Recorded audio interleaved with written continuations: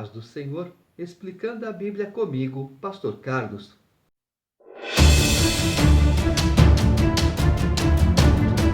Romanos capítulo 5. Justificados, pois, mediante a fé, temos paz com Deus, por meio de nosso Senhor Jesus Cristo, por intermédio de quem obtivemos igualmente acesso, pela fé, a esta graça, na qual estamos firmes, e gloriamo-nos na esperança da glória de Deus. E não somente isto, mas também nos gloriamos nas próprias tribulações, sabendo que a tribulação produz perseverança, e a perseverança, experiência, e a experiência, esperança. Ora, a esperança não confunde, porque o amor de Deus é derramado em nosso coração pelo Espírito Santo que nos foi outorgado, porque Cristo, quando nós ainda éramos fracos, morreu a seu tempo pelos ímpios. Dificilmente alguém morreria por um justo, pois poderá ser que pelo bom alguém se anime a morrer. Mas Deus prova o seu próprio amor para conosco pelo fato de ter Cristo morrido por nós, sendo nós ainda pecadores. Logo, muito mais agora, sendo justificados pelo seu sangue, seremos por ele salvos da ira, porque se nós, quando inimigos, fomos reconciliados com Deus mediante a morte do seu Filho, muito mais estamos já reconciliados, seremos salvos pela sua vida. E não apenas isto, mas também nos gloriamos em Deus por nosso Senhor Jesus Cristo, por intermédio de quem recebemos agora a reconciliação. Então, vê só, lá nos evangelhos, quando Jesus ora, o que ele fala? Não peço por estes, mas por aqueles também que um dia nos conhecerão, me conhecerá. Então Jesus, há 2000 anos atrás, estava rogando por nós hoje, que recebemos ele como Salvador. Quando nós erramos, Jesus então ele sabe por que nós erramos, por indução, por falta de conhecimento. Então, cada erro nosso tem um peso. E quanto mais grave o nosso erro, principalmente aqueles que nós sabemos que cometemos porque estamos conscientes, esse tem um peso muito grande. E aí, qual a justificativa? Não tem. Quando nós cometemos um erro desse, para onde foi o sacrifício de Jesus? Qual foi a finalidade? Nenhuma. Quando nós erramos conscientemente, nós anulamos o sacrifício de Jesus nas nossas vidas. Portanto, nada mais pode ser feito. Portanto, assim como por um só homem entrou o pecado no mundo, e pelo pecado a morte, assim também a morte passou a todos os homens, porque todos pecaram. Porque até ao regime da lei havia pecado no mundo, mas o pecado não é levado em conta quando não há lei. Entretanto, reinou a morte desde Adão até Moisés, mesmo sobre aqueles que não pecaram à semelhança da transgressão de Adão, o qual prefigurava aquele que havia de vir. Todavia, não é assim o dom gratuito como a ofensa, porque se pela ofensa de um só morreram muitos, muito mais a graça de Deus e o dom pela graça de um só homem, Jesus Cristo, foram abundantes sobre muitos. O dom, entretanto, não é como no caso em que somente um pecou, porque o julgamento derivou de uma só ofensa para a condenação, mas a graça transcorre de muitas ofensas para a justificação. Se pela ofensa de um e por meio de um só reinou a morte, muito mais os que recebem a abundância da graça e o dom da justiça reinarão em vida por meio de um só, a saber, Jesus Cristo. Pois, assim como por uma só ofensa veio o juízo sobre todos os homens para condenação, assim também, por um só ato de justiça, veio a graça sobre todos os homens para a justificação que dá vida. Porque, como pela desobediência de um só homem muitos se tornaram pecadores, assim também, por meio da obediência de um só, muitos se tornarão justos. Sobreveio a lei para que avultasse a ofensa, Mas onde abundou o pecado, superabundou a graça, a fim de que, como o pecado reinou pela morte, assim também reinasse a graça pela justiça para a vida eterna, mediante Jesus Cristo, nosso Senhor. Então, o que Paulo está dizendo aqui? Quando Adão errou, desobedecendo a Deus, Deus deu uma ordem: não faça isso. Adão fez, dando quem? Ouvido à voz da mulher. Ótimo.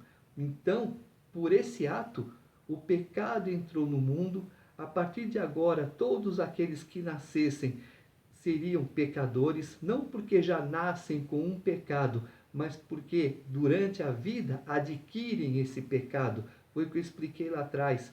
Nós entramos agora numa panela suja.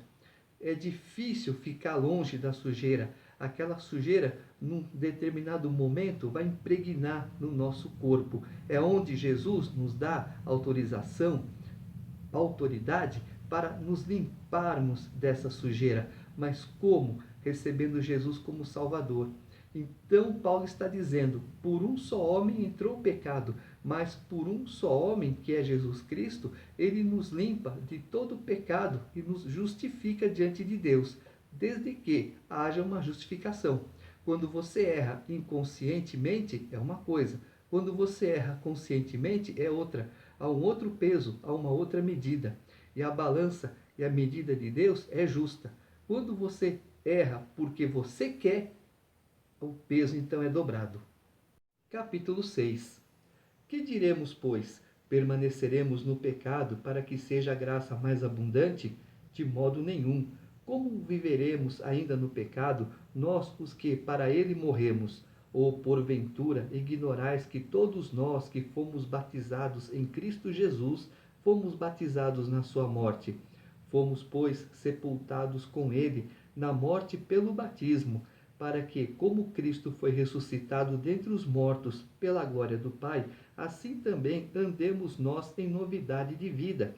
Porque, se fomos unidos com ele na semelhança da sua morte, certamente o seremos também na semelhança da sua ressurreição.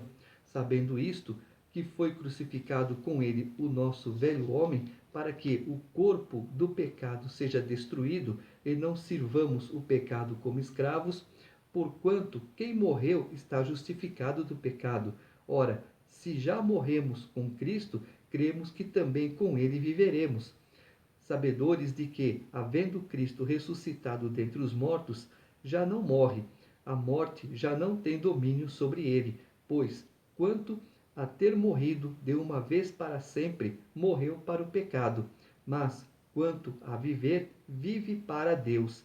Assim também vós considerai-vos mortos para o pecado, mas vivos para Deus em Cristo Jesus.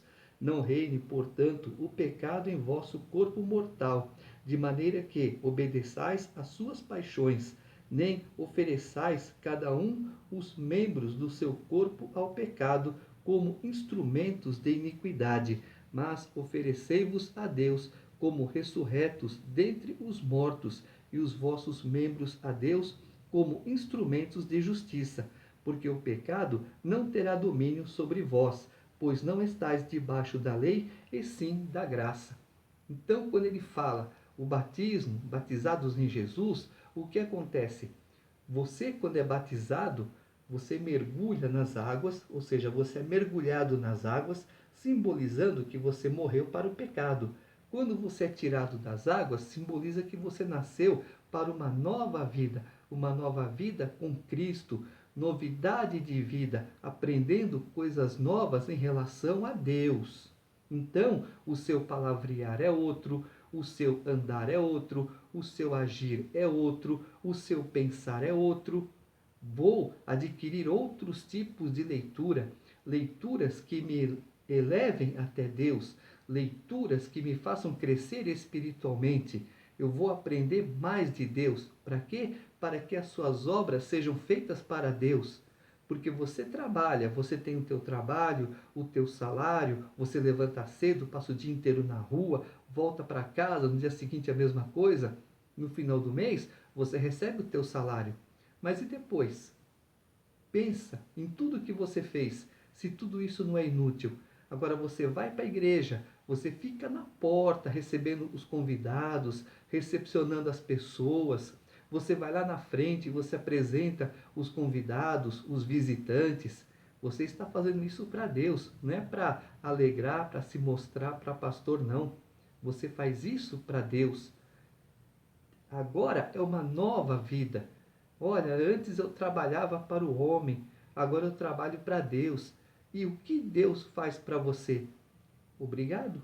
Nunca. Deus nunca vai te agradecer, mas Ele vai te dar proteção, Ele vai te dar carinho, Ele vai suprir as tuas necessidades, tudo que você precisa. Ah, mas me falta isso, me falta aquilo.